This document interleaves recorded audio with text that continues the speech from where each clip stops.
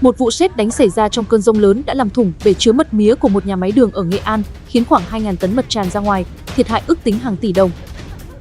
Chiều ngày 3 tháng 5, sự cố nghiêm trọng đã xảy ra tại một nhà máy đường trên địa bàn xã Nhân Hòa, huyện Anh Sơn, Cũ, tỉnh Nghệ An, khi tia sét đánh trúng bể chứa mật mía, khiến khoảng 2.000 tấn mật tràn ra ngoài, gây thiệt hại lớn cho doanh nghiệp. Theo lãnh đạo nhà máy đường cho biết, sự việc xảy ra vào khoảng 17 giờ cùng ngày. Thời điểm trên, khu vực này xuất hiện mưa lớn kèm theo dông lốc và sét. Một tia sét đã đánh trực tiếp vào bể chứa mật mía, làm bể bị thủng. Hậu quả khiến khoảng 2.000 tấn mật trong bể tràn ra khuôn viên nhà máy, ước tính thiệt hại 7 đến 8 tỷ đồng.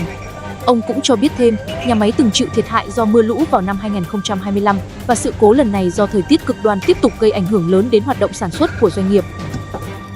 Cùng thời điểm chiều ngày 3 tháng 5, nhiều địa phương miền núi tại Nghệ An cũng ghi nhận dông lốc, sét, mưa đá, gây ra nhiều thiệt hại về tài sản và sản xuất của người dân.